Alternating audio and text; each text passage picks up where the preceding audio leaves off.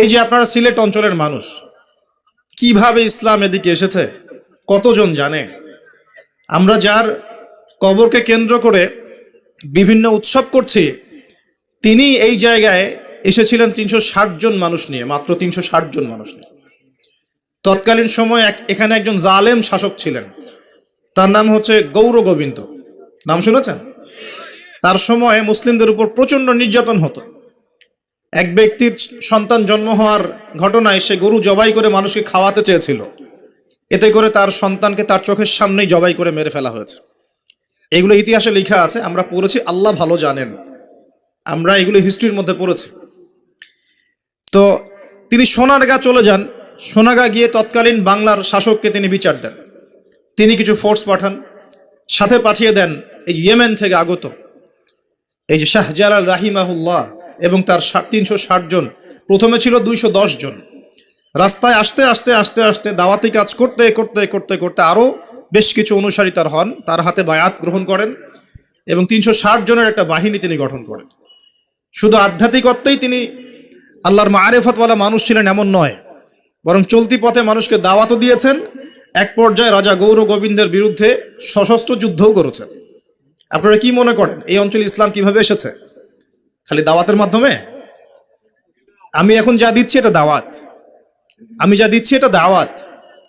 আমি আপনাকে নামাজের দাওয়াত দিতে পারি, কিন্তু নামাজ আমি এখানে প্রতিষ্ঠা করতে পারবো না। আমার কথা কি বুঝতে পারছেন? কিন্তু উমর রাদিয়াল্লাহু আনহুর যুগে নামাজ প্রতিষ্ঠিত ছিল। কেউ নামাজ না পড়লে শাস্তি প্রদান করা হতো। যখন আপনি নামাজ না পড়লে মুসলিমদেরকে শাস্তি দিতে পারবেন, বালেগ বিনা ওজরে নামাজ পড়ছে না, নামাজের ওয়াক্ত হয়ে গেছে, হাইয়া আলাস সালাহ, আজান হচ্ছে, দোকান খুলে ব্যবসা করছে, যখন ওই দোকানে গিয়ে চার্জ করতে পারবেন তখন সালাত কায়েম হয়েছে। এখন আমরা সালাতে দাওয়াত দিচ্ছি, ভাই নামাজের দিকে আসেন। বিগত 100 বছরের অবস্থা আমি ব্যাখ্যা করবো ইনশাল্লাহ সামনে, এটা বলে শেষ করি। তিনি শুধু দাওয়াতই দেন নাই, মানুষের আধ্যাত্মিক বিষয়গুলো পরিবর্তন করেছেন। তার অনুসারীদেরকে নিয়ে সেখানে এসেছেন। ইতিহাসের বইগুলোতে লেখা আছে সেই রাজা জাদুবিদ্যায় পারদর্শী ছিল, জাদুবিদ্যায় পারদর্শী ছিল। ব্রহ্মপুত্র নদী থেকে শুরু করে সুরমা পর্যন্ত প্রত্যেক নদীর নৌযান তিনি বন্ধ করে দেন, যাতে শাহজালাল রাহিমাহুল্লাহ এখানে আসতে না পারে। যখন ইমানের সৈনিকরা মাঠে নামে তখন কুফররা ভয় পায় না? পায় কি পায় না?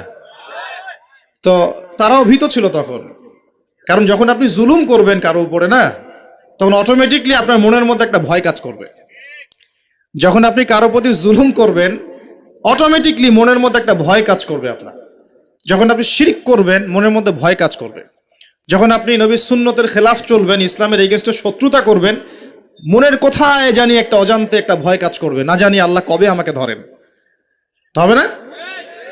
আর যখন আপনি ভিতর থেকে পবিত্র এবং ভিতর থেকে শক্ত, যে না আমি ইমানের উপর আছি, আল্লাহর হুকুম আহকাম পালন করছি, নবীর সুন্নত মেনে চলছি, ইসলামের দাওয়াত দিচ্ছি, আপনার ভিতরে কোথায় জানি একটা কনফিডেন্স থাকবে যে আল্লাহ আমার সাথে আছে।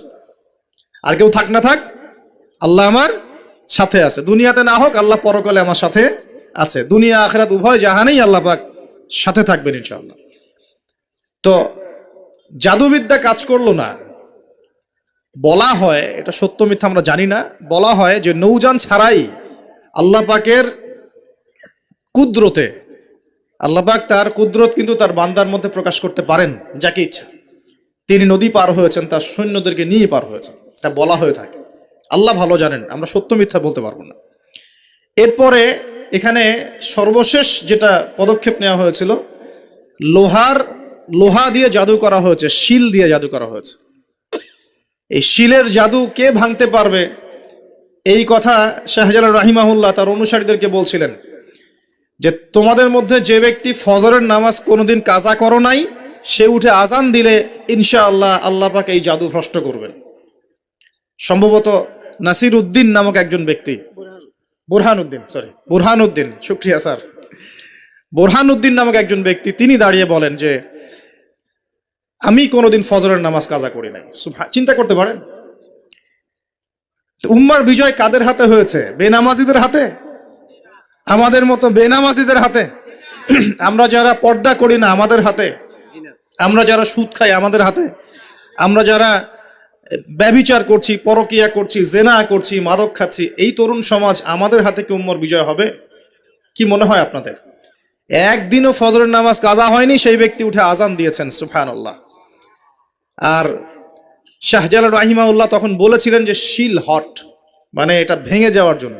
এই শিল এবং হট একত্রিত হয়ে পরবর্তীতে আস্তে আস্তে সিলেট নামটা হয়েছে। তার আগের নাম ছিল জালালাবাদ। কি নাম ছিল? জালালাবাদ। এই যে ইতিহাসগুলো কতজন মানুষ জানে? তিনি একজন তাওহীদপন্থী মানুষ ছিলেন, আল্লাহর ওলি ছিলেন, আল্লাহর মারিফতওয়ালা মানুষ ছিলেন। অনুসারীদেরকে নিয়ে তিনি শুধু দাওয়াতই দেন নাই, জালেমের প্রাসাদ পর্যন্ত চলে গেছেন যুদ্ধ করতে করতে, করেন নাই? তো এই যে ইসলাম কিভাবে প্রতিষ্ঠা হলো দেখেন। আর শেষের 100 বছরে কি হলো? ওই 1200 বছরের ইতিহাস আমরা ভুলে গেলাম, কি হলো শেষের 100 বছরে? আল্লাহ রাব্বুল আলামিন এমন একটা পরিবেশে আল কোরআনুল কারীম নাজিল করেছিলেন, যেটাকে আমরা বলি আইয়ামে জাহেলিয়াত। আর আইয়ামে জাহেলিয়াত শব্দটা শুনলেই আমাদের কাছে মস্তিষ্কের মধ্যে একটা শব্দ চলে আসে, সেটা হলো অন্ধকারাচ্ছন্ন যুগ। যে যুগকে আমরা বলি অন্ধকারাচ্ছন্ন, যে যুগ জাহেলি কাজে পূর্ণ ছিল। আইয়ামে জাহেলিয়াতে জন্মগ্রহণ করেও রাসূলুল্লাহ সাল্লাল্লাহু আলাইহি ওয়াসাল্লাম কিন্তু নিজে কখনো জাহেলিয়াতের সাথে আপোষ করেননি। তিনি নিজে কিন্তু কখনো জাহেলি কোনো কাজের সাথে সম্পৃক্ত হননি। আইয়ামে জাহেলিয়াতে শিরকের পাপ ছিল, আল্লাহ পাকের একত্ববাদের সাথে শিরক করা হতো, আল্লাহ পাকের তাওহীদের সাথে শিরক করা হতো।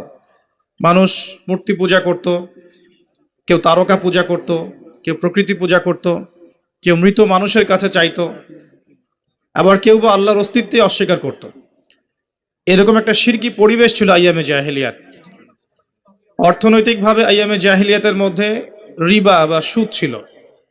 সুদের মারপ্যাচে ফেলে মানুষকে দাস পর্যন্ত বানানো হতো। বাড়িঘর টাকা পয়সা তো নেওয়া হতোই, ব্যক্তিকে পর্যন্ত দাসত্ব শৃঙ্খলা আবদ্ধ করা হয়েছে আইয়ামে জাহেলিয়াতে।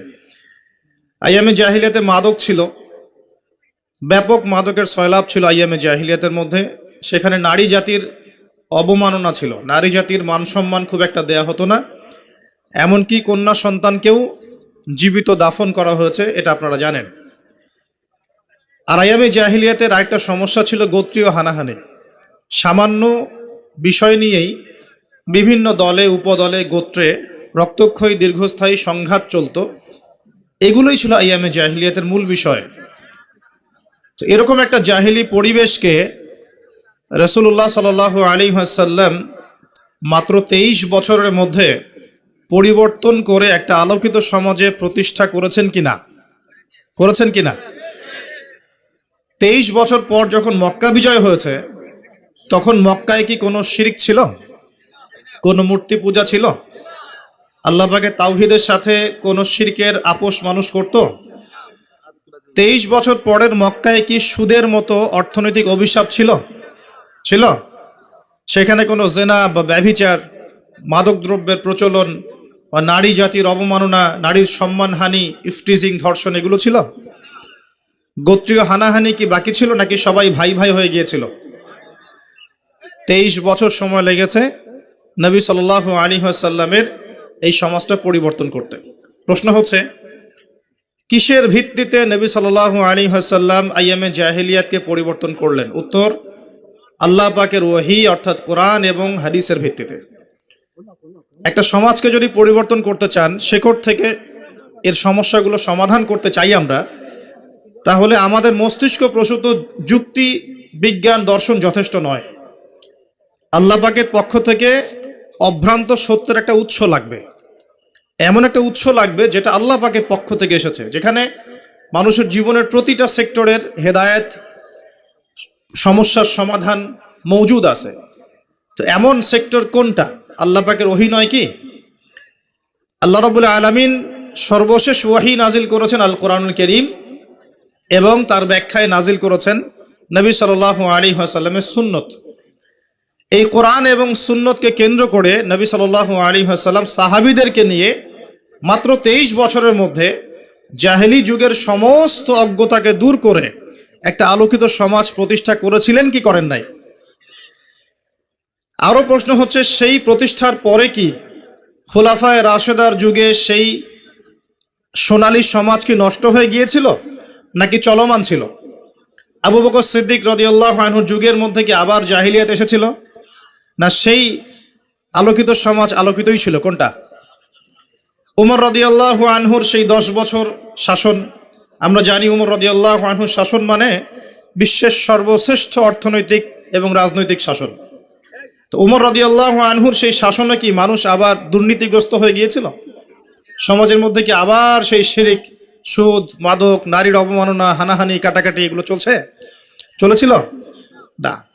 উসমান রাদিয়াল্লাহু আনহুর তারপর 12 বছর শাসন ছিল। এই 12 বছরের মধ্যে শেষের দিকে গিয়ে একটা ফিতনা দেখা দিয়েছে।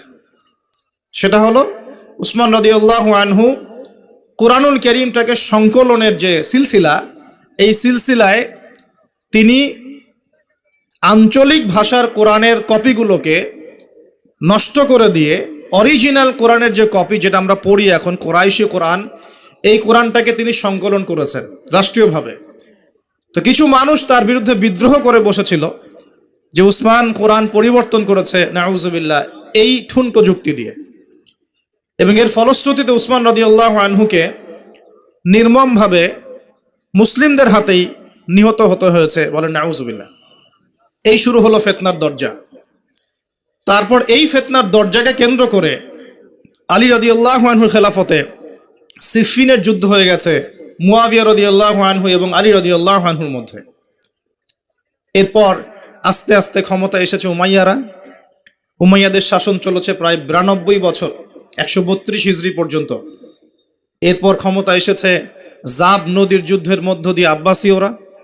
তারা প্রায় শাসন চালিয়েছে বলতে পারি আমরা প্রায় 400-500 বছর। এরপরে তাদের যখন পদস্খলন ঘটে, কর্ডোভার দিকে শাসন চলেছিল, এটা উমাইয়াদেরই। স্পেন, পর্তুগাল, কর্ডোভা, এই কন্টিনেন্টেও মুসলিমরা শাসন কার্য চালিয়েছিল। তারপর ফাতেমিরা এসেছে, উসমানীয়রা এসেছে, মোঘলরা এসেছে, আফগানরা এসেছে, ভারতীয় উপমহাদেশ সহ পুরো বাংলাদেশেও ইসলামী শাসন ছিল না? ছিল। প্রায় 1200 থেকে 1250 বছর পর্যন্ত এই পুরো বিশ্বটাকে আলোর পথ দেখিয়েছে মুসলিমরা। কত বছর? প্রায় 1200 বছর। এই তো সেদিন 1912 থেকে 1924-এর মধ্যে প্রথম বিশ্বযুদ্ধ হয়েছে। তখন উসমানীয় খেলাফতে যারা ছিল এরা মূলত রাশিয়ার পক্ষ নিয়েছে, আর এগেনস্টে ছিল ব্রিটেন এবং তার মিত্র বাহিনীরা। ফলশ্রুতিতে দেখা যায় যে উসমানীয় খেলাফতটা ধ্বংস হয়ে যায়, জেরুজালেম ইহুদিদের দখলে চলে যায় এবং বিশ্বের মধ্যে একটা শেল যেটা বাকি ছিল ইসলামিক শাসনতন্ত্রের, সেটা নষ্ট হয়ে যায়। 1924 থেকে শুরু করে এখন এই যে 2000 কত চলছে, 100 বছর হতে চলছে। প্রায় 100 বছর পার হয়ে যাচ্ছে। এই বিশ্বের political section, economic section, finance, military section, আপনার মিডিয়া, প্রযুক্তি, অস্ত্রশস্ত্রের যে মজুদ, সব ক্ষেত্রেই মুসলমানরা বিগত 100 বছরে পিছিয়ে পড়েছে। এটাই সত্য কথা। বিগত 100 বছরে আমরা পিছিয়ে পড়েছি। 1200 বছরের হিস্ট্রি একটু পড়ে দেখবেন, নবী সাল্লাল্লাহু আলাইহি ওয়াসাল্লামের জীবনীটা একটু পড়ে দেখবেন, সাহাবীদের জীবনীগুলো পড়ে দেখবেন। তারপরে যে 1200 বছরের কথা আমি বলছি, ইতিহাসগুলো একটু পড়ে দেখবেন। দেখবেন আমরা কোন জাতি ছিলাম, বিগত 100 বছরে আমরা কোন জাতি হয়েছি। এখনকার প্রজন্মকে আমাদের শেকড় চেনাতে হবে কি হবে না? এই যে আপনারা সিলেট অঞ্চলের মানুষ, কিভাবে ইসলাম এদিকে এসেছে কতজন জানে? আমরা যার কবরকে কেন্দ্র করে বিভিন্ন উৎসব করছি, তিনি এই জায়গায় এসেছিলেন 360 জন মানুষ নিয়ে, মাত্র 360 জন মানুষ নিয়ে। তৎকালীন সময় এখানে একজন জালেম শাসক ছিলেন, তার নাম হচ্ছে গৌর গোবিন্দ। নাম শুনেছেন? তার সময় মুসলিমদের উপর প্রচন্ড নির্যাতন হতো। এক ব্যক্তির সন্তান জন্ম হওয়ার ঘটনায় সে গরু জবাই করে মানুষকে খাওয়াতে চেয়েছিল।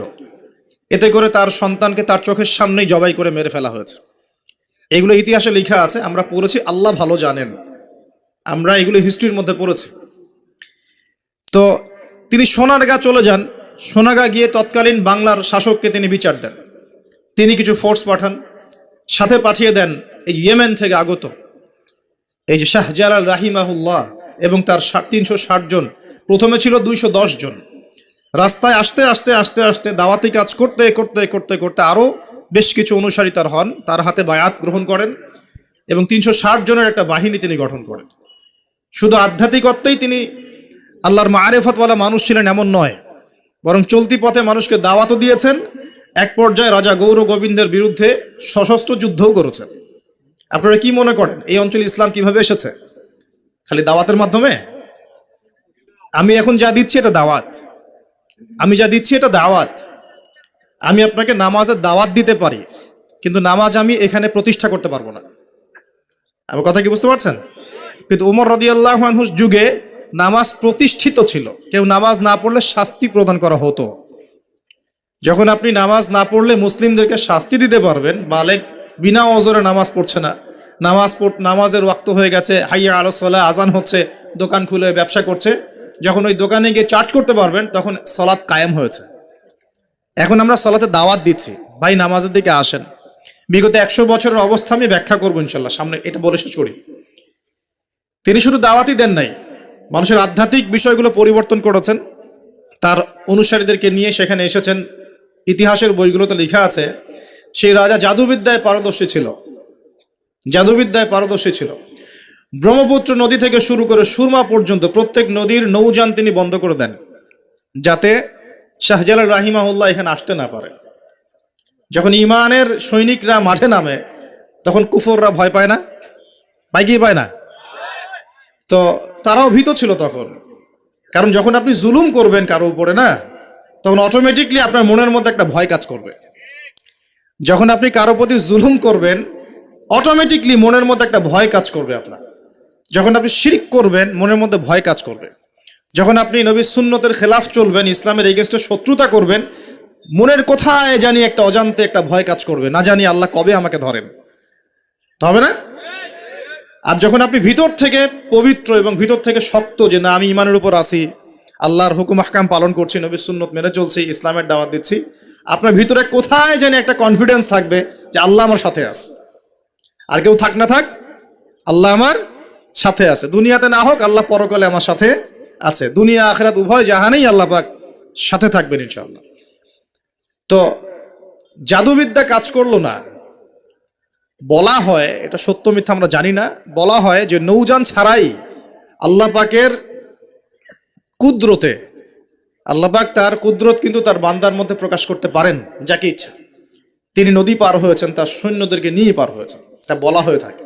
আল্লাহ ভালো জানেন, আমরা সত্য মিথ্যা বলতে পারবো না। এরপরে এখানে সর্বশেষ যেটা পদক্ষেপ নেওয়া হয়েছিল, লোহা দিয়ে জাদু করা হয়েছে, শিল দিয়ে জাদু করা হয়েছে। এই শিলের জাদু কে ভাঙতে পারবে, এই কথা শাহজালাল রাহিমাহুল্লাহ তার অনুসারীদেরকে বলছিলেন যে তোমাদের মধ্যে যে ব্যক্তি ফজরের নামাজ কোনোদিন কাজা করো নাই, সে উঠে আজান দিলে ইনশাআল্লাহ আল্লাহ পাক এই জাদু ভ্রষ্ট করবেন। সম্ভবত নাসির উদ্দিন নামক একজন ব্যক্তি, বুরহানুদ্দিন, শুকরিয়া স্যার, বুরহানুদ্দিন নামক একজন ব্যক্তি, তিনি দাঁড়িয়ে বলেন যে আমি কোনোদিন ফজরের নামাজ কাজা করি নাই। চিন্তা করতে পারেন, উম্মার বিজয় কাদের হাতে হয়েছে? বেনামাজিদের হাতে, আমাদের মতো বেনামাজিদের হাতে। আমরা যারা পর্দা করি না আমাদের হাতে, আমরা যারা সুদ খাই আমাদের হাতে, আমরা যারা ব্যভিচার করছি, পরকিয়া করছি, জেনা করছি, মাদক খাচ্ছি, এই তরুণ সমাজ, আমাদের হাতে কি উম্মার বিজয় হবে? কি মনে হয় আপনাদের? একদিনও ফজরের নামাজ কাজা হয়নি, সেই ব্যক্তি উঠে আজান দিয়েছেন, সুবহানাল্লাহ। আর শাহজালাল রাহিমাহুল্লাহ তখন বলেছিলেন যে শিল হট, মানে এটা ভেঙে যাওয়ার জন্য। এই শিল এবং হট একত্রিত হয়ে পরবর্তীতে আস্তে আস্তে সিলেট নামটা হয়েছে। তার আগের নাম ছিল জালালাবাদ। কি নাম ছিল? জালালাবাদ। এই যে ইতিহাসগুলো কতজন মানুষ জানে? তিনি একজন তাওহীদপন্থী মানুষ ছিলেন, আল্লাহর ওলি ছিলেন, আল্লাহর মারেফতওয়ালা মানুষ ছিলেন। অনুসারীদেরকে নিয়ে তিনি শুধু দাওয়াতই দেন নাই, জালেমের প্রাসাদ পর্যন্ত চলে গেছেন যুদ্ধ করতে করতে, করেন নাই? তো এই যে ইসলাম কিভাবে প্রতিষ্ঠা হলো দেখেন। আর শেষের 100 বছরে কি হলো? ওই 1200 বছরের ইতিহাস আমরা ভুলে গেলাম, কি হলো শেষের 100 বছরে? আমি আপনাদেরকে ফাইন্ড আউট করছি। দেখুন, লাস্ট 100 বছরে আমাদের মুসলিম উম্মার প্রথম যে সমস্যাটা হয়েছে, এটা হলো আমরা কোরআন এবং সুন্নাহর যে পরিপূর্ণ জ্ঞান অর্জন, এই জ্ঞান অর্জনের পিছনে পর্যাপ্ত মেহনত করছি না। এটা 1 নম্বর পয়েন্ট। আমরা কি সবাই কোরআন পড়তে জানি? হলফ করে বলতে পারবেন প্রত্যেক ব্যক্তি, আপনারা যারা শুনছেন আমার লেকচার, সবাই কোরআন তেলাওয়াত করতে পারেন বিশুদ্ধ করে? তারপরে যদি জিজ্ঞাসা করি আমরা কতজন কোরআনের অন্তত একটা পারা মুখস্থ করেছি, হাত উঁচু করতে পারবেন? তারপর যদি প্রশ্ন করি আমাদের মধ্যে কতজন জীবনে একটা বার, অন্তত একটা বার আলিফ লাম মিম থেকে মিনাল জিন্নাতি ওয়ান নাস পর্যন্ত অর্থ সহ পড়েছি অন্তত একবার আল্লাহর কিতাব, হাত উঁচু করতে পারবেন? আমাকে উত্তর দেন তাহলে বিগত 100 বছরের উম্মার অবস্থা এমন হবে না কেন? আমরা কতজন ব্যক্তি 5 ওয়াক্ত নামাজ পড়ি? উঁচু লেভেলের কথাবার্তা বলে আসলে লাভ নাই মাহফিলগুলোতে। আমি এটা শিখেছি মাহফিলে এসে। প্রথম দিকে আমি খুব হাই থটের কিছু লেকচার দিতাম, পেট্রো ডলার কেন্দ্রিক, জায়নিজম কেন্দ্রিক, জিউসদেরকে নিয়ে, প্যালেস্টাইন ইস্যু নিয়ে, আরো বড় বড় কিছু ইস্যুস, ওয়ার্ল্ড অ্যাফেয়ার্স নিয়ে। পরে দেখলাম যে আসলে আমরা এমন একটা জায়গায় আছি, এখানে আমাকে প্রশাসনের অনেক ভাই অনেক হেল্প করেছে, অনেক রাজনৈতিক নেতৃবৃন্দ আমাকে অনেক হেল্প করেছে, সমাজ নেতা আমাকে অনেক হেল্প করেছে, আমাদের আলেম ওলামাদের মধ্যে অনেকেই, হকপন্থী অনেক ওলামায়ে কেরাম আমাকে কাছে ডেকে নিয়ে অনেক হেল্প করেছে। বুঝিয়েছে যে যে কথাগুলো মানুষ বুঝতে পারবে না সেগুলো পাবলিকলি বলার কোনো মানে হয় না। পরে আমিও ফিল করলাম যে আসলেই তাই। যেখানে আমি আলোচনা করছি ওইখানকার মানুষ নামাজ পড়ছে না, আমি সেখানে গিয়ে কিভাবে ইকোনমিক বিষয়গুলো বোঝাবো? আমি এমন একটা জায়গায় লেকচার দিচ্ছি যেখানকার মানুষ কোরআন তেলাওয়াত করতে জানছে না, আমি কিভাবে কোরআনের হুকুম আহকামগুলো প্রতিষ্ঠানের কথা বলবো?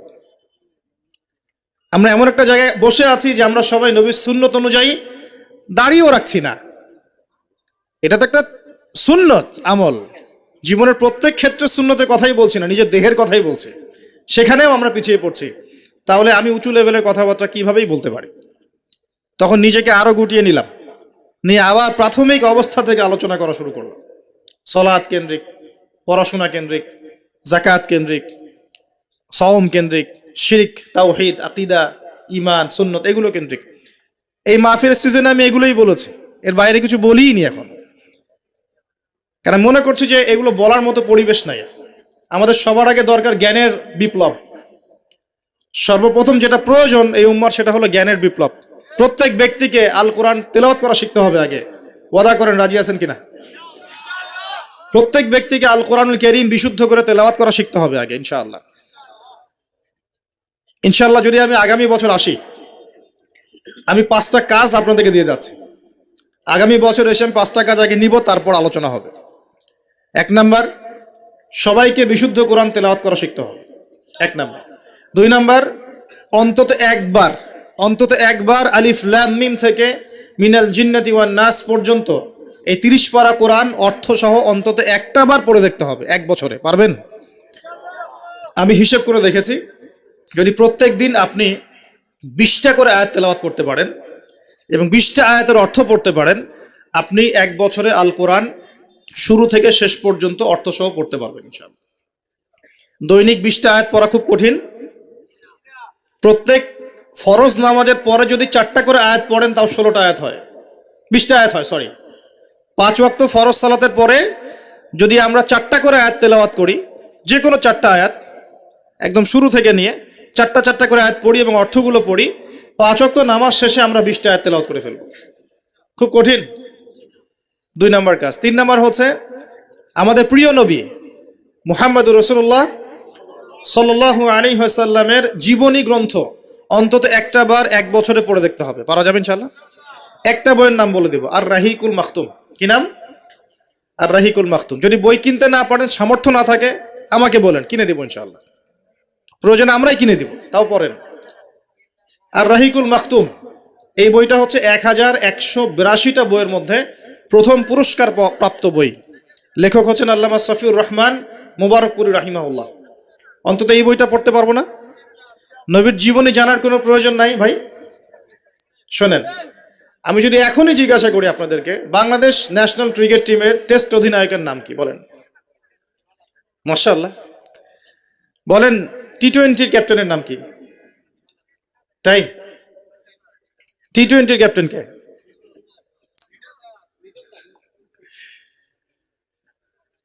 ওডিআই ক্যাপ্টেন কে? আর্জেন্টিনার 3 জন প্লেয়ারের নাম বলতে পারবেন? ব্রাজিলের 5 জন প্লেয়ারের নাম বলতে পারবেন? বাংলাদেশের ফিল্ম ইন্ডাস্ট্রির 10 জন নায়কের নাম বলতে পারবেন? বলিউডের 10 জন মহিলার নাম বলতে পারবেন? মহিলা বললাম কারণ বাইরে এদেরকে দেখলে মেয়ে মনে হয়, কিন্তু ভিতরে একটা মহিলা।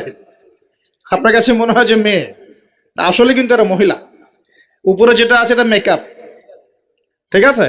একটা জোক আছে যে বিয়ের সময় মেয়ে এমন মেকআপ করেছে যে বাসর রাত্রে জামাই আর মেয়েকে চিনতে পারছে না, কারণ সে মুখ ধুয়ে আসছে।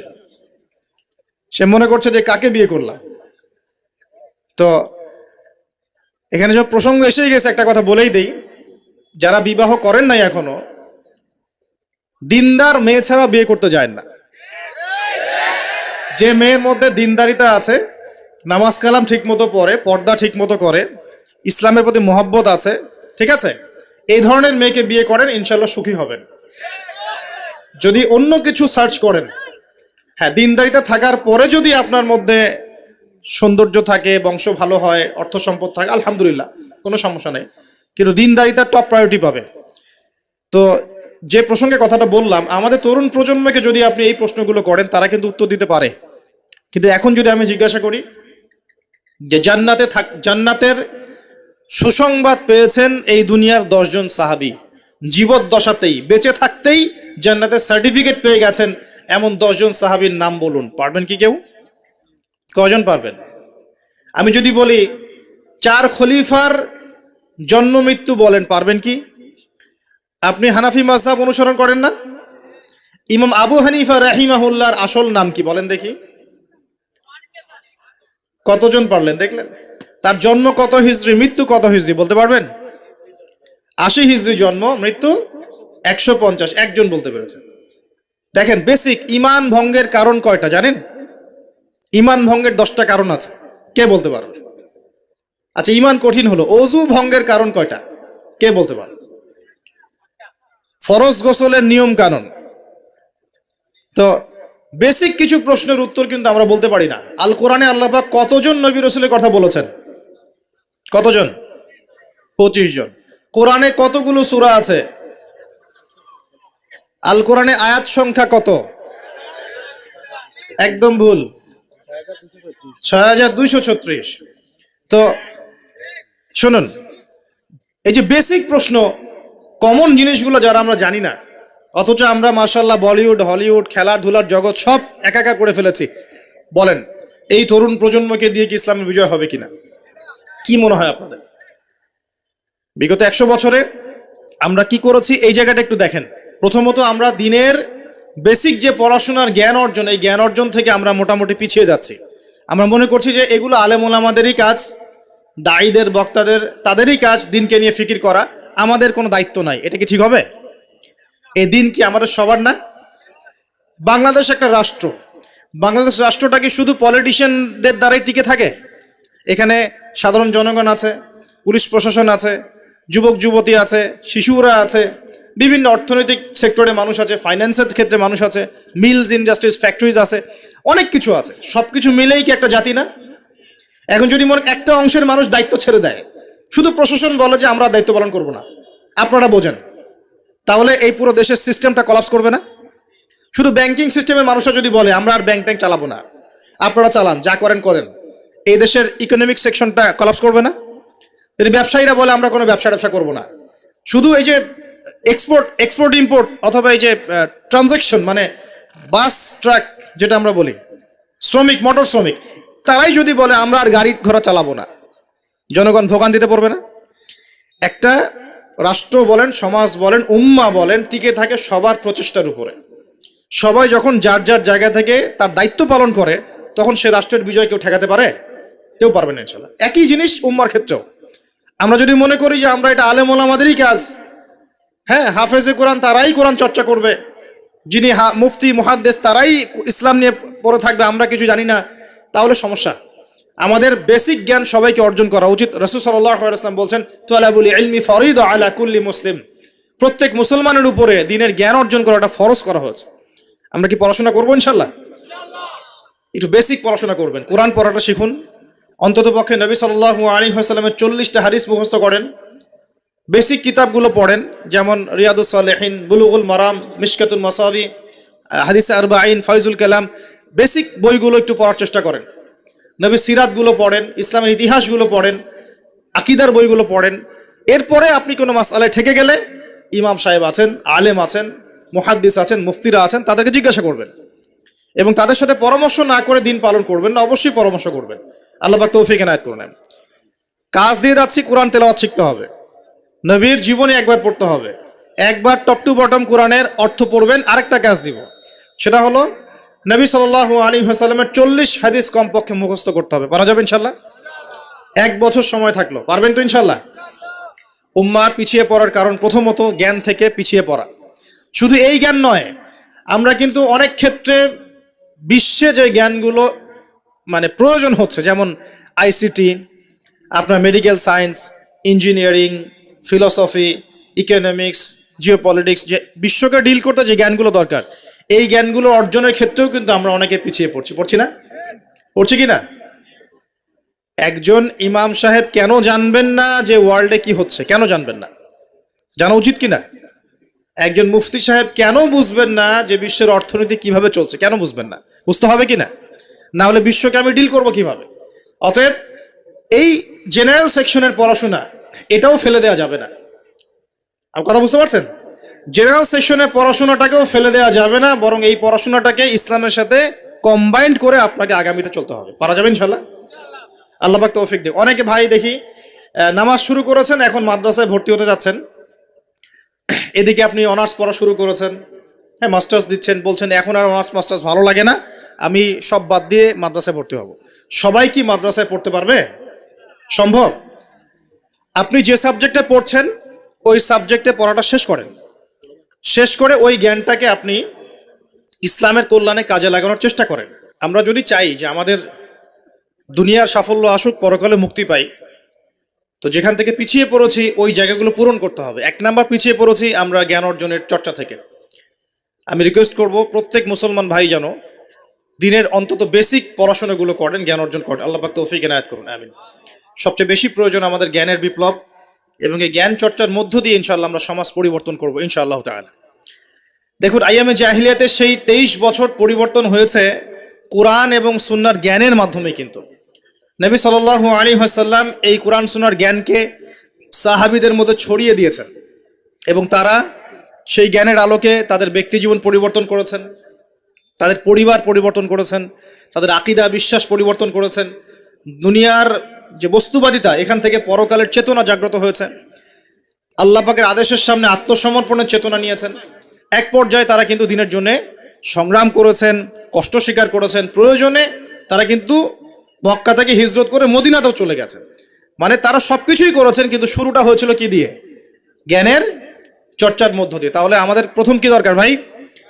কোরআন এবং হাদিসের কেন্দ্রিক জ্ঞানের চর্চা। আল্লাহ পাক সবাইকে করার তৌফিক এনায়েত করুন, আমিন। আর এই জ্ঞান চর্চাটার কথা বলি, একা একা হবে না, ওস্তাদ লাগবে কিনা? টিচার লাগবে, ওস্তাদ লাগবে। যে যে সেক্টরে জ্ঞান অর্জন করছেন সেখানকার ওস্তাদদের সাথে সুসম্পর্ক রেখে বরেণ্য উলামায়ে কেরামদের সাথে সহবতে থেকে আপনি জ্ঞানের চর্চা করেন ইনশাআল্লাহ তাআলা। আল্লাহ পাক আপনার জ্ঞানে বরকত দান করুন, আমি দোয়া করি। দ্বিতীয় যে বিষয়টা আমরা পিছিয়ে পড়েছি বিগত 100 বছরে, সেটা হলো আমরা জানি অনেক কিছুই, জানা অনুযায়ী আমল সবাই করি না। এটা হচ্ছে দ্বিতীয় রিজন। আমরা অনেক সময় অনেক বড় বড় কথা বলি, কিন্তু কথা অনুযায়ী কাজ নাই। অনেক কিছু জানি ঠিকই, কিন্তু আমল করতে পারি না। আমরা একটা সূত্র ফলো করলেই জানা অনুযায়ী আমল করতে পারবো ইনশাআল্লাহ। আমি কি সূত্রটা বলে দিব? সূত্রটা হচ্ছে, একজন ব্যক্তিত্ব আছে আমাদের সামনে, সেই ব্যক্তিত্বকে হুবাহু কপি পেস্ট করতে হবে। কাট পেস্ট আছে না, কপি পেস্ট, এরকম কপি পেস্ট করতে হবে একজন ব্যক্তিত্বকে। তার নাম মুহাম্মদুর রাসূলুল্লাহ সাল্লাল্লাহু আলাইহি ওয়াসাল্লাম। আজকে রাত্রে লেকচার শুনলেন, বাসায় গিয়ে ঘুমাবেন, এমনি এমনি ঘুমাবেন না। ঘুমানোর আগে বিসমিল্লাহ বলে লাইটটা অফ করবেন, বিছানাটা বিসমিল্লাহ বলে ঝাড়বেন, ঠিক আছে? ওয়াশরুম থেকে পারলে অজু করে আসবেন।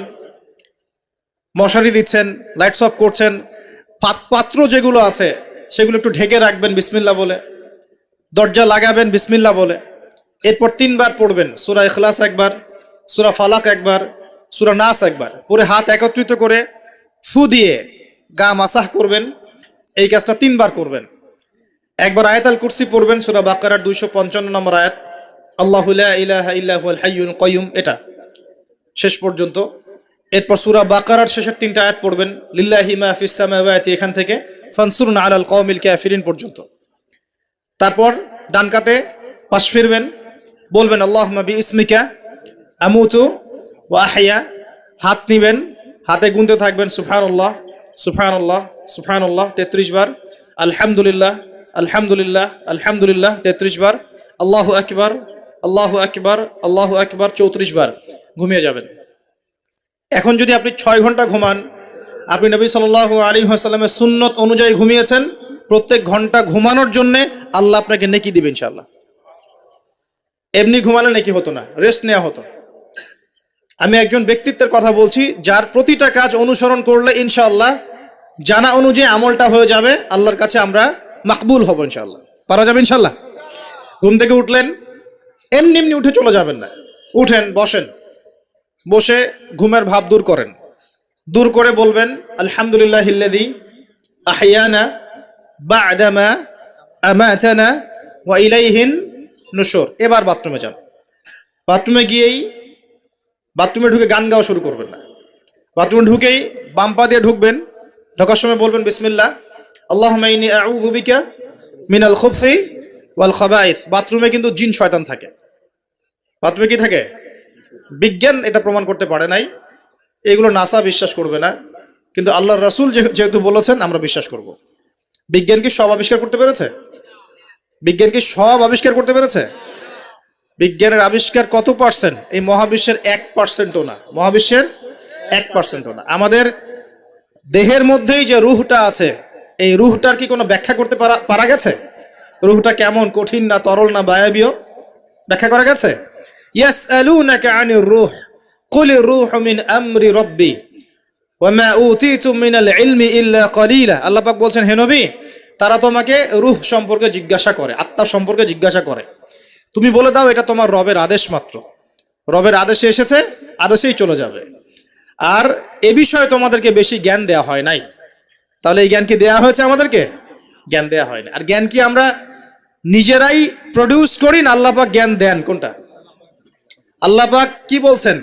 আল্লামাল ইনসানা মা লাম ইয়ালাম। মানুষকে আল্লাহ পাক সেই জ্ঞান শিক্ষা দিয়েছেন যা মানুষ জানতো না। তার মানে সৃষ্টিগতভাবে আমরা জ্ঞানী ছিলাম না। আদম আলাইহিস সালামকে সৃষ্টি করে আল্লাহ পাক কি করছেন? ওয়া আল্লামা আদামাল আসমা কুল্লাহা। আমি আদমকে সৃষ্টি করে তাকে সমস্ত নাম শিক্ষা দিয়েছি, আল্লাহ পাক বলছেন। তা আদম আলাইহিস সালাম কি সৃষ্টিগতভাবে জ্ঞানী ছিলেন, নাকি আল্লাহ পাক তাকে জ্ঞানী করেছেন? কোনটা? আল্লাহ পাক জ্ঞানী করেছেন। সো জ্ঞান কার পক্ষ থেকে আসে? আল্লাহর পক্ষ থেকে। এটাই হচ্ছে ওয়াকুলিল হাক্কু মির রাব্বিকুম, হক বা সত্য জ্ঞান তোমার রবের পক্ষ থেকে আসে। ফালা তাকুনান্না মিনাল মুমতারিন, তুমি সন্দেহবাদীদের অন্তর্ভুক্ত হইও না, আল্লাহ পাক বলছেন। তো বাথরুমে জিন থাকে এটা বিশ্বাস করলাম তো। এবার দোয়াটা পড়লেন, এবার আপনি ইস্তেনজা সারলেন, তারপরে বের হওয়ার সময় বলছেন গুফরানাকা। কি বলছেন?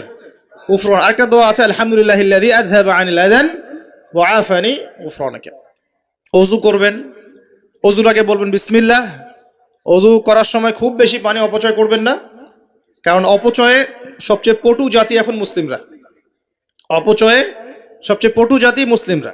রাষ্ট্রীয় সম্পদ অপচয় করে, গ্যাস অপচয় করে, তেল অপচয় করে, পানি অপচয় করে, সময় অপচয় করে, সবই অপচয় করে। নিজের হায়াত অপচয় করে। এই তরুণ যুব সমাজ নিজের হায়াত অপচয় করে, অপচয় করে না? অনলাইন কত হায়াত খেয়ে ফেলছে আমাদের। আর ওখানে গেলে আপনি কতটুকু ভালো পাবেন? ভালো যতটুকু পাবেন তার চেয়ে বেশি খারাপ পাবেন। ভালো যতটুকু পাবেন তার চেয়ে বেশি খারাপ পাবেন। হয়তো বলতে পারেন, ভাই আপনাদের লেকচার শুনছি অনলাইনে, শুনছেন ঠিক আছে, কিন্তু লেকচার শোনার মাঝখানে অ্যাড চলে আসে না? লেকচার শুনলেন, ভালো কথা, আলহামদুলিল্লাহ, একটু পর দেখবেন একটা নগ্ন মেয়ের ভিডিও চলে আসতেছে, একটা গান চলে আসতেছে। আর এগুলো সব অ্যালগোরিদম। অ্যালগোরিদম কিন্তু মুসলিমরা আবিষ্কার করেছিল। এখন সেই অ্যালগোরিদম নিয়ে পশ্চিমারা কি করেছে? অ্যালগোরিদম দিয়ে আপনার ব্রেনটাকে সেট করা হয়েছে। মানে আপনি যেই ভিডিওটা একটু বেশি সময় দেখবেন, ঠিক আছে, বা যে বিষয়ে একটু কথাবার্তা বলবেন, দেখবেন সেটা ওরা ক্যাচ করবে। ক্যাচ করে আপনি যখন পরে এই ফেসবুকে ঢুকবেন, দেখবেন সেই ভিডিও আপনার সামনে, ওই সিমিলার ভিডিওস আপনার সামনে আসতেই আছে, আসতেই আছে, আসতেই আছে। ওরা কিন্তু অ্যালগোরিদম দিয়ে আপনাকে ট্রেস করেছে। মানে আপনি ফেসবুক চালাচ্ছেন না, ফেসবুক আপনাকে চালাচ্ছে এখন। কথা বুঝতে পারছেন? আচ্ছা, আসুন সামনে যাই। এবার অজু করলেন, প্রথমে বিসমিল্লাহ বললেন, শেষে বলবেন কি আশহাদু আল্লা ইলাহা ইল্লাল্লাহ ওয়াহদাহু লা শারীকা লাহু ওয়া আশহাদু আন্না মুহাম্মাদান আবদুহু ওয়া রাসূলুহু। তার আগে মেসওয়াক করে নেবেন। কি করবেন? মেসওয়াক মানে ব্রাশ, ঠিক আছে, কোনো সমস্যা নেই। ব্রাশ করছেন, ওকে, আদায় হয়ে গেছে ইনশাআল্লাহ।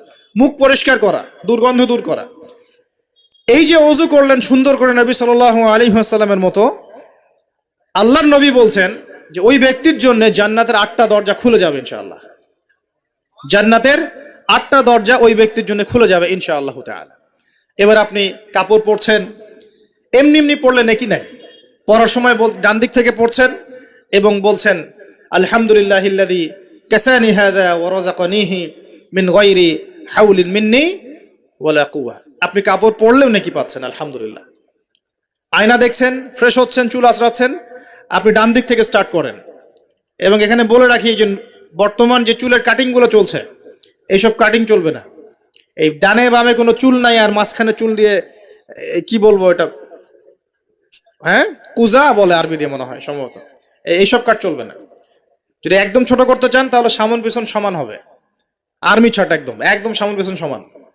আর না হলে বাবরি, কাঁধ কান কানের লতি এই পর্যন্ত আপনি রাখতে পারেন।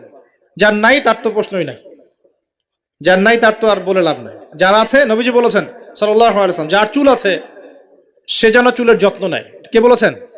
দেখেন, ইসলাম আপনাকে চুল আঁচড়ানো শিখিয়েছে। আপনি ইসলামে কি চাচ্ছেন? ইসলাম এমন একটা দিন বা জীবন ব্যবস্থা যেখানে আপনি জীবনের প্রতিটা বিষয়ের সমাধান তো পাবেনই, ইভেন আপনি চুল কেমন করে আঁচড়াবেন সেটাও ইসলাম আপনাকে শিখাবে ইনশাআল্লাহ। হায়েজ হয়েছে, নেফাস হয়েছে, হ্যাঁ, অজু ইস্তেঞ্জা করেছেন, টয়লেট করেছেন, কিভাবে পবিত্রতা অর্জন করবেন, গোসল ফরজ হয়ে গেছে, কিভাবে গোসল করবেন, কিভাবে নামাজ পড়বেন, কিভাবে পরিবার চালাবেন, কেমন করে ব্যবসা করবেন, কেমন করে সমাজ চালাবেন, কোন বিষয়টা বলা বাকি আছে কোরআন এবং হাদিসে বলেন তো? একটা বিষয় দেখাতে পারবেন যেটা কোরআন এবং সুন্নায় নাই? এটাই তো প্রমাণ করে যে ইসলাম আল্লাহ রাব্বুল আলামিনের পক্ষ থেকে নাজিলকৃত সর্বশ্রেষ্ঠ এবং আসমানি গ্রন্থ, আসমানি দিন, যেটা আল্লাহ পাক জমিনবাসীর জন্য নাজিল করেছেন। কিভাবে আপনি কম্পেয়ার করবেন কোনটা সত্য কোনটা মিথ্যা? আপনি সবগুলো ধর্মগ্রন্থ নিয়ে বসে দেখেন যে প্রত্যেকটা ধর্মগ্রন্থের মধ্যে কি জীবনের প্রতিটা বিষয়ের সমাধান আছে কি নাই, ঘেটে দেখেন। যদি দেখেন যে না, সবগুলো ধর্মগ্রন্থ ঘেটেছি, শুধু কোরআন এবং হাদিসে পেয়েছি যেখানে প্রতিটা বিষয়ের সমাধান আছে, তাহলে নিঃসন্দেহে এটা আল্লাহ পাকের পক্ষ থেকে এসেছে। সহজ। আর যখন জেনে যাবেন এটা আল্লাহর পক্ষ থেকে এসেছে, তখন আমাদের কর্তব্য তার সামনে আত্মসমর্পণ করা। আল্লাহ পাক আমাদের সবাইকে পরিপূর্ণ মুসলমান হওয়ার তৌফিক দান করুন। ওযু শেষ, এবার যাবেন নামাজে। নামাজে যাওয়ার সময় বাসা থেকে বের হচ্ছেন, আল্লাহর রাসূল শিখিয়েছেন আপনাকে বলতে হবে বিসমিল্লাহ, বিসমিল্লাহি তাওয়াক্কালতু আলাল্লাহ ওয়ালা হাওলা ওয়ালা কুওয়াতা ইল্লা বিল্লাহ। বের হলেন, আপনার সাথে একজন ফেরেশতা থাকবেন ইনশাআল্লাহ, শয়তান দূরে চলে যাবে ইনশাআল্লাহ। মসজিদে যাচ্ছেন, যাওয়ার সময় চুপচাপ থাকবেন না, দোয়া পড়বেন, জিকির করবেন। একটা দোয়া আছে, এটাও পড়তে পারেন, আল্লাহ নবী পড়তেন।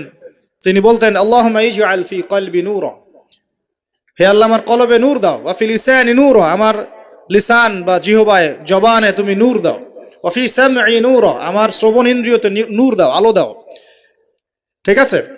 ওয়া ফি বাসরি নূরা, আমার দৃষ্টি শক্তির মধ্যে নূর বা আলো দাও, ওয়া আন ইয়ামিনি নূরান, আমার ডান দিকে আলো দাও, ওয়া আন শিমালি নূরান, আমার বাম দিকে আলো দাও, হ্যাঁ, ওয়া মিন খালফি নূরান ওয়া মিন তাহতি নূরা, আমার উপরে নিচে তুমি নূর দাও। আল্লাহুম্মা ইজআল ফি নাফসি নূরা, আল্লাহ আমার নফসের মধ্যেই তুমি নূর বা আলো দাও। এরকম দোয়া আছে, আরো অনেক শব্দে আসছে। এটা ছোটটা বললাম, এটা বড় ভার্সনও আছে। এই দোয়াটা অনেক বড়, তো এই দোয়াটাও পড়তে পারেন। নূর বা আলো কার পক্ষ থেকে আসে? দুনিয়াতে যদি আমরা এই জাহেলি পরিবেশে, অন্ধকারাচ্ছন্ন সমাজে আমরা যদি আলো চাই, আল্লাহর নূর ছাড়া কোনো গতি নাই। আল্লাহ পাক নূর দিলে আপনি আলো পাবেন। আল্লাহ পাক খিদর আলাইহিস সালামকে নূর দিয়েছিলেন না? নৌকা কেন ফুটা করছেন মানুষ বুঝতে পারছে না, খিদর আলাইহিস সালাম বুঝতে পারছেন ফুটা না করলে সমস্যা আছে, জলদস্যু নিয়ে যাবে। মনে আছে গল্পটা? কোন সূরায়? কোন সূরা? সূরা কাহফ। বাচ্চাকে কেন হত্যা করলেন মানুষ বুঝতে পারছে না, মুসা আলাইহিস সালামও বুঝতে পারছেন না। খিদর আলাইহিস সালাম বলছেন এই বাচ্চাকে হত্যা না করলে বড় হয়ে বড় কাফের হতো, আর পুরো মানে বাবা মাকেও পর্যন্ত কাফের বানাতো। দেয়ালটা কেন নির্মাণ করলেন মুসা আলাইহিস সালাম বুঝতে পারছেন না।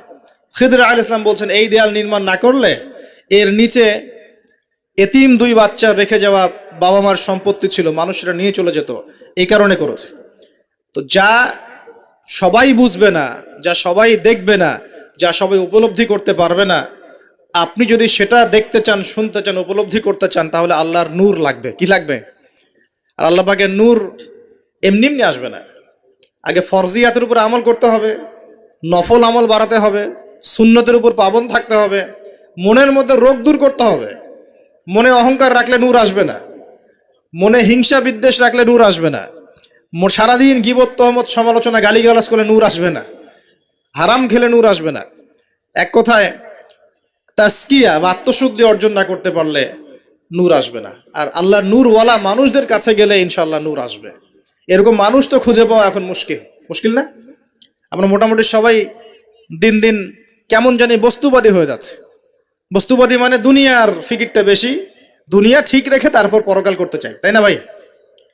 আল্লাহ পাক আমাদেরকে বোঝার তৌফিক দেখ যে এই দুনিয়ার জীবনটা সংক্ষিপ্ত এবং চিরস্থায়ী নয়।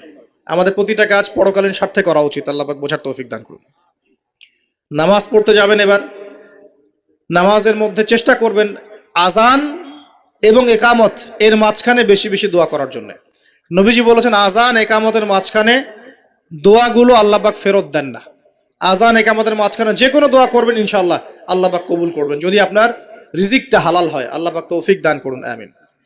তারপরে নামাজে দাঁড়ালেন, একামত হয়ে গেছে, এখন কি নামাজ কি আমরা 4 মিনিটে 4 রাকাত নামাজ শেষ করে দিব? আমরা কি 3G 4G 5G নামাজ পড়বো, নাকি নবী সাল্লাল্লাহু আলাইহি ওয়াসাল্লামের মতো ধীর স্থির ভাবে নামাজ পড়বো, কোনটা? আর নামাজের যে কিছু মাসআলা আছে, এই মাসআলা ইখতিলাফি মাসআলাগুলো কি নিয়ে কি আমরা পড়ে থাকবো, নাকি নামাজের ভিতরে যে প্রাণ, আধ্যাত্মিকত্ব, ইহসান, মারিফত এগুলোর ফিকির করবো, কোনটা বলেন? হাত কোথায় বাঁধবো, পায়ে পা লাগাবো কি লাগাবো না, আমিন জোরে বলবো না আস্তে বলবো, আর কি রফুল ইয়াদান করবো কিনা, ব্যাস এই তো আমাদের মাসআলা, নাকি? এইগুলো নিয়েই তো আমরা মোটামুটি মসজিদ তো ভাগ করে দিয়েছি মাশাআল্লাহ অনেক, নাকি? এবং সেগুলোকে আমরা মনে করি যে আমরা জিহাদ করেছি সমাজের মধ্যে। হ্যাঁ, উম্মার ঐক্য নষ্ট হয়ে গেছে। উম্মার ঐক্য কি হয়েছে? নষ্ট হয়ে গেছে। এভাবে আস্তে আস্তে উম্মার ঐক্য নষ্ট করা হয়েছে। আর উম্মার ঐক্য যে নষ্ট হোক এটা কারা চাইবে? ইসলামের বন্ধুরা না শত্রুরা? আমরা সবাই মিলে যদি এই পুরো বাঙালি জাতি এবং আমার উম্মা যারা আছি মুসলিম, আমরা সবাই ঐক্যবদ্ধ থাকি, আমাদেরকে কি হারানো খুব সহজ, নাকি বিভক্ত হয়ে গেলে সহজ? তো বিভক্ত হয়ে যায় এটা কারা চাইবে? নিঃসন্দেহে ইসলামের দুশ্মনরাই চাইবে।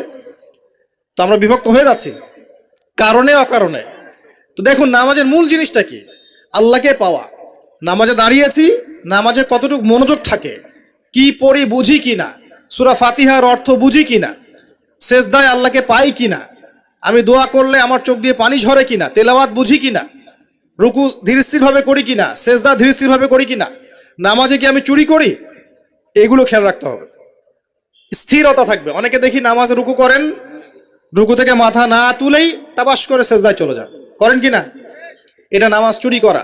এই নামাজ আল্লাহর কাছে কবুল হয় না। একটা হাদিসে আসছে বহু নামাজি আছে যাদের নামাজ শেষ হওয়ার পরে নামাজটাকে নিয়ে তাদের মুখের উপর নিক্ষেপ করে দেওয়া হয়। বলেন নাউজুবিল্লাহ। আমরা কি এমন নামাজি হতে চাই? নবী সাল্লাল্লাহু আলাইহি ওয়াসাল্লাম নামাজে দাঁড়াতেন, দুনিয়া ভুলে যেতেন, দুনিয়ার ফিকির থাকতো না, কোনো পা ফুলে যেত, তিনি টেরি পাচ্ছেন না। একটা হাদিসে আসছে নবী সাল্লাল্লাহু আলাইহি ওয়াসাল্লাম এক রাকাতের মধ্যে প্রায় 4.5 পারা কোরআন তেলাওয়াত করেছেন। আমরা তো এতটুকু পারবো না, আমরা জানি, কিন্তু অন্তত পক্ষে 10টা আয়াত যদি পড়ি, একটা সূরাও যদি পড়ি, এটাকে ধীর স্থির ভাবে পড়া যাবে কিনা? যাবে না? একটু অর্থটা বুঝে পড়া যায় না? আমরা যখন সূরা ফাতিহা পড়ি, আল্লাহ পাকের সাথে আমরা কিন্তু কথোপকথন করি। আপনি কি জানেন? এই হাদিসে শোনেন, যখন আল্লাহু আকবার বলে দাঁড়াই এবং সূরা ফাতিহা সানার পরে সূরা ফাতিহা স্টার্ট করে আমরা বলি আলহামদুলিল্লাহি রাব্বিল আলামিন, আল্লাহ পাক উত্তর প্রদান করেন, বলেন হামিদানি আব্দি। আমরা বলি আর রহমানির রহিম, আল্লাহ পাক বলেন ইসনা আলাইয়া আব্দি। আমরা বলি মালিকি ইয়াউমিদ্দিন, আমরা বলি যখন, আল্লাহ পাক তার উত্তর দেন, বলেন মাজ্জাদানি আব্দি। আমরা বলি ইয়াকা না'বুদু ওয়া ইয়াকা নাস্তাঈন, আল্লাহ পাক বলেন হাযা বাইনি ওয়া বাইনা আব্দি। আমরা দোয়া করি, বলি ইহদিনাস সিরাতাল মুস্তাকিম সিরাতাল লাযীনা আন'আমতা আলাইহিম গায়রিল মাগদুবি আলাইহিম ওয়ালাদ-দাল্লিন। এরপর আল্লাহ পাক বলেন ওয়ালি আব্দি মা সাআলা, আমার বান্দা যে পথ চেয়েছে আমি তাকে তা দিলাম, আলহামদুলিল্লাহ। এই যে নামাজে আল্লাহর সাথে আমরা মোনাজাত করি, মোনাজাত মানে আল্লাহর সাথে চুপে চুপে কথা বলা। মোনাজাত মানে কি? শুধু এটাকেই মোনাজাত বলে না, মোনাজাত মানে আল্লাহর সাথে চুপে চুপে কথা বলা। আমরা আল্লাহর সাথে ফিস ফিস করে ভাবে নামাজে কথা বলি, কতজন ফিল করি? প্রিয় ভাইরা, নামাজ পড়বো ধীর স্থির ভাবে। ওয়ামা খালাকতুল জিন্না ওয়াল ইনসা ইল্লা লিয়াবুদুন, আল্লাহ পাক বলছেন আমি মানুষ আর জিন জাতিকে শুধুমাত্র আমার ইবাদত করার জন্যই সৃষ্টি করেছি। সো এত তাড়াহুড়ার কিছু নাই, নামাজ পড়তেই দুনিয়া আসছি, আল্লাহর হুকুম আহকাম পালন করতেই দুনিয়া আসছি।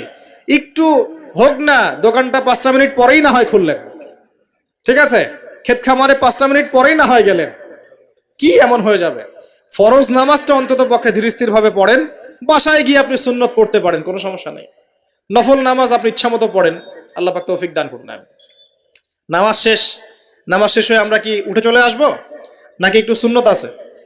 নামাজ শেষ করার পর আরো সুন্নত আছে। নামাজ শেষ করার পরে একবার বলতে হয় আল্লাহু আকবার, তারপর 3 বার বলতে হয় আস্তাগফিরুল্লাহ আস্তাগফিরুল্লাহ আস্তাগফিরুল্লাহ, একবার বলতে হয় আল্লাহুম্মা আনতাস সালাম ওয়া মিনকাস সালাম তাবারাকতা ইয়া যাল জালালি ওয়াল ইকরাম, আরো বলতে হয় আল্লাহুম্মা আইন্নি আলা যিকরিকা ওয়া শুকরিকা ওয়া হুসনি ইবাদাতিকা। এগুলো পড়তে হবে না? গুরুত্বপূর্ণ সুন্নত। যখন সুন্নতের উপর আমল না করব তখন তো সারা জীবনের সুন্নত প্রতিষ্ঠা হবে না। তারপরে একবার আয়াতুল কুরসি পড়তে হয়। নবীজি বলেছেন সাল্লাল্লাহু আলাইহি ওয়াসাল্লাম, যে ব্যক্তি প্রত্যেক ফরজ নামাজের পর আয়াতুল কুরসি তেলাওয়াত করে মৃত্যু ছাড়া জান্নাতে যাওয়ার জন্য কোনো বাধা নাই তার, আলহামদুলিল্লাহ। মরে গেলে জান্নাতে চলে যাবে ইনশাআল্লাহ। এরপরে আরো আছে আল্লাহুম্মা লা মানিআ লিমা আ'তাইত ওয়া লা মু'তিয়া লিমা মানা'ত ওয়া লা ইয়ানফা'ু যাল জাদ্দি মিনকাল জাদ। আরো অনেক দোয়া কালাম আছে। 33 বার সুবহানাল্লাহ, 33 বার আলহামদুলিল্লাহ, 33 বার আল্লাহু আকবার, তারপর কালিমা শাহাদা, তারপরে একবার সূরা ফালাক, একবার সূরা নাস, একবার সূরা ইখলাস। এগুলো পড়ে উঠে আসবেন। আমরা কিন্তু এই সুন্নগুলোর চাইতে এখন ওই মোনাজাতকে বেশি গুরুত্ব দেই, তাই না? মোনাজাত করলেন, উঠে চলে গেলেন, তা সুন্নতগুলো আমল করবে কে? মোনাজাত তো অপেক্ষায় বসে আছেন, সালাম ফিরানো হয়ে গেছে, ব্যাস মোনাজাত 1 মিনিট শেষ, আলহামদুলিল্লাহ শেষ করলেন, কিন্তু সুন্নতগুলো আমল করবে কে? সুন্নতটা কি সরে গেল না? আমি তর্ক করতে আসিনি এই বিষয় নিয়ে। করেন বুঝলাম, আপনি করেন, ঠিক আছে করেন, কিন্তু সুন্নত আমলটা করবে কে? এই জিকির আজগার তাসবিহ তাহলিলগুলো কে পড়বে? তাহলে ওগুলো তো পড়তে হবে নাকি? ওগুলো তো পড়তে হবে। তাসবিহ তাহলিল জিকির আজগার শেষ করেন, আল্লাহ পাক তৌফিক এনায়েত করুন, আমিন। এরপরে আসেন, এবার যে নামাজ থেকে বের হয়ে গেলাম, এখন কেউ যাবে চাকরি ক্ষেত্রে, কেউ ব্যবসায়, কেউ পড়াশোনায়, হ্যাঁ, কেউ সমাজে, বিভিন্ন জন বিভিন্ন জায়গায় চলে যাব না নামাজ শেষে? আচ্ছা, এখন ঘুমালাম নবীর মতো, উঠলাম নবীর মতো, দাঁত ব্রাশ করলাম, মাশাআল্লাহ, মেসওয়াক করলাম, ওযু করলাম, ইস্তিনজা করলাম, নামাজে গেলাম, নামাজও পড়লাম, সবকিছু নবীর মতোই করলাম সাল্লাল্লাহু আলাইহি ওয়াসাল্লাম। এখন কি ব্যবসায় গিয়ে মাপে কম দিতে পারবো? বলেন, কথা বলেন। এখন আসল জায়গায় আসেন। নামাজ তো আলহামদুলিল্লাহ পড়লাম, জিকির আজগার করলাম, তাসবিহ তাহলিল করলাম, কোরআনও তেলাওয়াত করলাম, মাশাআল্লাহ, আল্লাহ পাককে বলে আসলাম আল্লাহ তোমারই ইবাদত করি, তোমার কাছেই সাহায্য চাই, আর কারো কাছে চাই না। এখন কি বের হয়ে আমি যখন চাকরিতে যাব বা ব্যবসায় যাব বা অন্য সেকশনে যাব, এখন কি আমি ব্যবসায় গিয়ে মাপে কম দিতে পারবো কিনা? এখন কি আমি পণ্যে ভেজাল দিতে পারবো কিনা? এখন কি আমি মিথ্যা কসম করে পণ্য বিক্রি করতে পারবো কিনা? এখন চাকরি ক্ষেত্রে গেলে আমি কি ঘুষ নিতে পারবো কিনা? আমি কি সুদ খাইতে পারবো কিনা?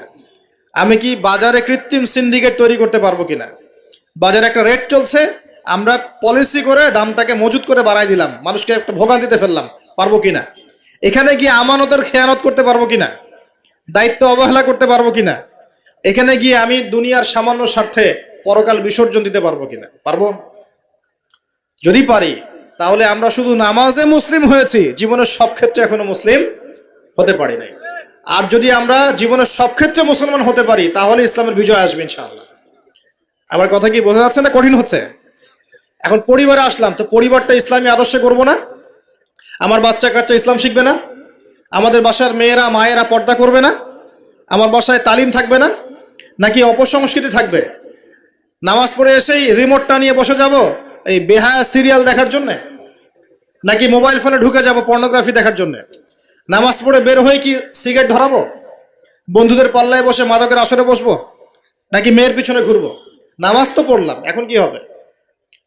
প্রিয় ভাইয়েরা, যদি আমরা প্রকৃত অর্থেই মন থেকে নামাজ আদায় করতে পারি, নামাজ যদি কবুল হয়, আল্লাহ রসুল বলছেন নামাজ মানুষকে পাপাচার থেকে দূরে রাখে। আল্লাহ পাকও বলছেন ইন্না সালাত তানহা আনিল ফাহশাই ওয়াল মুনকার, নিশ্চয়ই নামাজ মানুষকে সমস্ত পাপাচার থেকে দূরে রাখবে ইনশাআল্লাহ। তার মানে যদি বিশুদ্ধ করে নামাজ পড়তে পারি, আমার পক্ষে সহজ হবে পরিবারটা ইসলামিকভাবে গড়া, আমার পক্ষে সহজ হবে ব্যবসা বাণিজ্য ইসলাম মেনে চলা, চাকরিতে ইসলাম মেনে চলা। সমাজের দায়িত্ব যদি পাই, এখানে কি আমি ন্যায় বিচার করব না অন্যায় করব? জুলুম করব না ইনসাফ প্রতিষ্ঠা করব? খেয়ানত করব না আমানতদারিতা বজায় রাখবো? আল্লাহ পাক তৌফিক এনায়েত করুন যেন জীবনের প্রতিটা ক্ষেত্রে আমরা ইসলাম ফলো করতে পারি। আমরা পিছিয়ে পড়েছি সুন্নতের অবহেলার কারণে, জ্ঞানের চর্চা ছেড়ে দেওয়ার কারণে, জানা অনুযায়ী আমল না করার কারণে, এবং ইসলাম জীবনের সমস্ত ক্ষেত্রে বাস্তবায়ন না করার কারণে। আমি কি বোঝাতে পারছি ভাই? আরো পিছিয়ে পড়েছি হারাম রিজিক খাওয়ার পিছনে। হারাম রিজিক খেয়েছি, দোয়া কবুল হচ্ছে না, পিছিয়ে পড়ছি আমরা। আমরা পিছিয়ে পড়েছি আমাদের মা বোনদের পর্দার গাফেলতির কারণে। আপনি যদি কোনো সমাজকে ধ্বংস করতে চান, তাহলে ওই সমাজের মধ্যে বেহায়া মেয়েদেরকে, নগ্ন মেয়েদেরকে ছড়িয়ে দেন। যদি আপনি কোনো সমাজকে ধ্বংস করতে চান, যুব সমাজের মধ্যে মাদক ছড়িয়ে দেন। আপনি যদি কোনো সমাজকে ধ্বংস করতে চান, তাহলে সমাজের নেতৃত্ব প্রদানকারী মানুষদেরকে করাপ্টেড বানিয়ে দেন, সমাজ ধ্বংস হয়ে যাবে। আমরা কিন্তু দিন দিন এই কাজগুলো করেছি।